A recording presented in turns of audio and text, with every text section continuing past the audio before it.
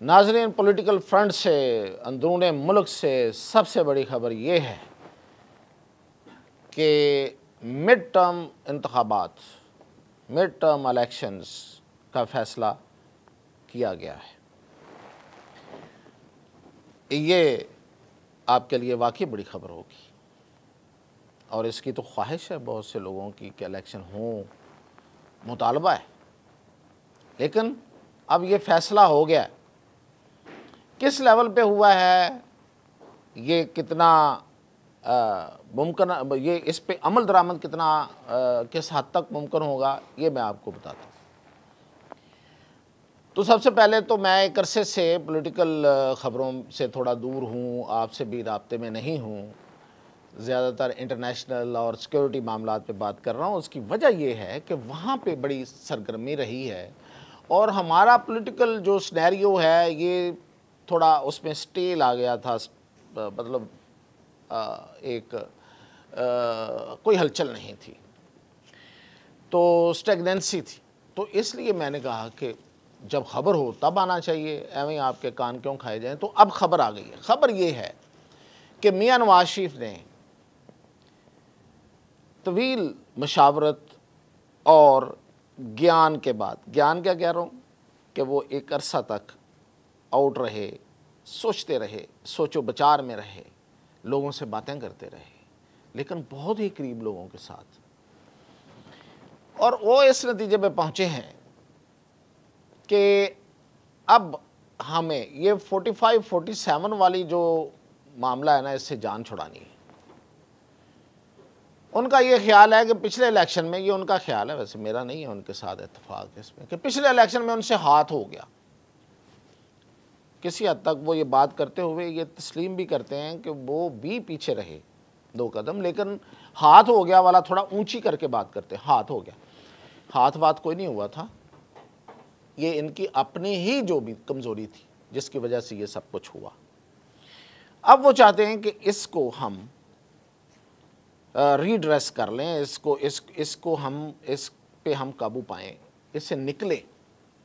और दूसरी बड़ी वजह उन्होंने क्यों ये सोचा, वो ये इसलिए कि जो कुछ अलाइज हैं गवर्नमेंट में, वो उनको तंग कर रहे हैं, बकौल उनके ब्लैकमेल कर रहे हैं।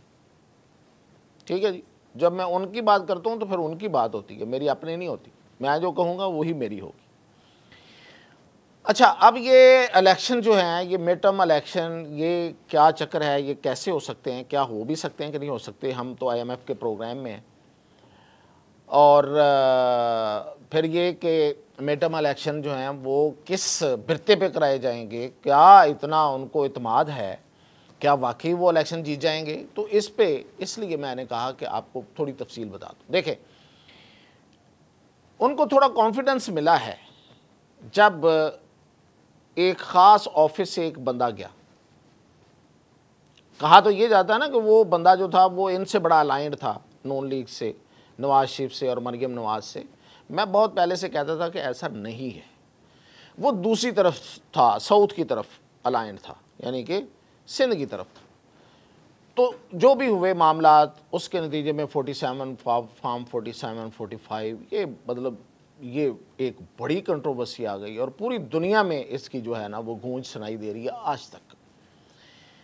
और मियां नवाज शरीफ को मतलब शिकस्त का सामना करना पड़ा, दोनों सीटों से करना पड़ा। एक सीट तो उनके पास है, लेकिन बेसिकली तो शिकस्त का सामना करना पड़ा। ये बहुत बड़ी एम्बेरसमेंट है फॉर नवाज शरीफ कि वो जो एक अरसे तक इस पाकिस्तान की जो इक़्तिदार है, इसमें उनका एक इनएविटेबल रोल रहा है, एक नागुज़ीर किरदार वो हैं और समझे जाते थे, तो वो हलकों से हार जाएं, तो ये एक गम था, एक दुख था जो उनके दिल में था।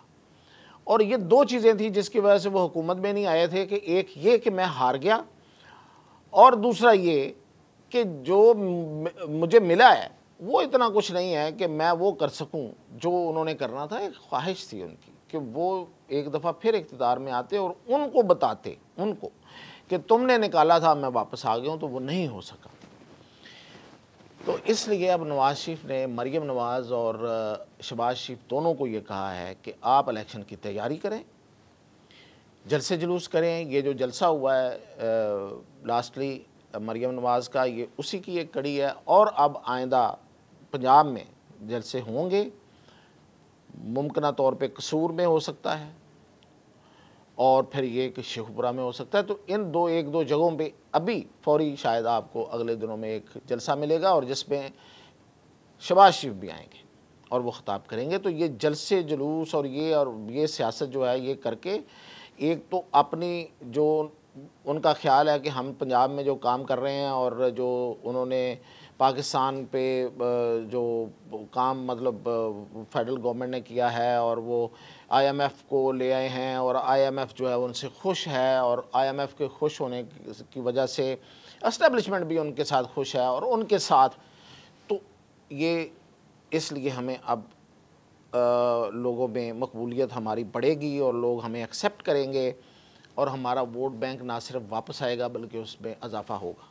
ये उनकी कैलकुलेशन है और इस कैलकुलेशन के तहत उन्होंने ये टास्क दे दिया है कि आप इलेक्शन की तैयारी करें, जलसे जुलूस करें, अवाम में जाएं, प्रोग्राम ऐसे लेके आएँ कि लोगों को ज़्यादा से ज़्यादा रिलीफ मिले। यही वजह है कि उन्होंने आईएमएफ के साथ बड़ी अग्रेसिवली बात की है कि हमें बिजली की कीमतों में रियायत दी जाए, हमें कुछ टैक्सेस उठाने की रियायत दी जाए कि हम प्रॉपर्टी का बिज़नेस जो है वो उठ सके।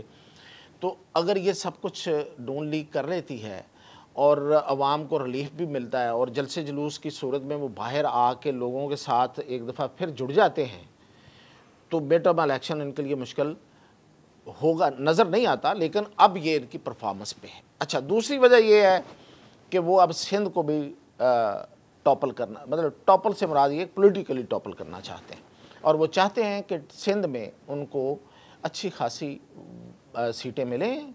वो पहले नहीं लेते रहे, इस वजह से उनके मुखालफिन जो हैं वो उनके बकौल उनके सर पे आ गए हैं।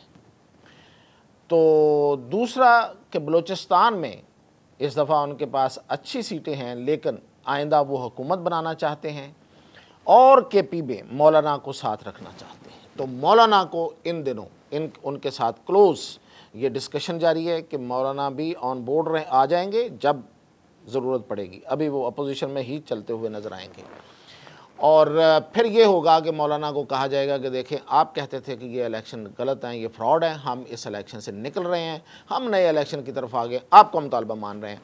तो मौलाना भी उस अपने लिए एक फेस सेविंग के तौर पे इसको यूज़ करके तो वो इलेक्शन में आएंगे और ये एक बड़ा अलायंस होगा, सिंध में बड़ा अलायंस होगा, पंजाब में नून लीग जो है वो। और इस पे सबसे बड़ी बात यह है कि हमारी इतला के मुताबिक सो फार एस्टेब्लिशमेंट भी राज़ी है। अब आगे जाके कोई हालात चेंज हो जाते हैं, कोई नई सोच आ जाती है, इंटरनेशनली कोई ऐसी चीज़ हो जाती है तो कुछ नहीं कहा जा सकता। आईएमएफ का जो प्रोग्राम है वो 27 में जाके पूरा हो रहा है। तो अगर आप 27 के मिड टर्म इलेक्शन का मतलब हरगिज़ ये नहीं है कि 25 में या 26 में, 27 के शुरू में भी हो सकते हैं।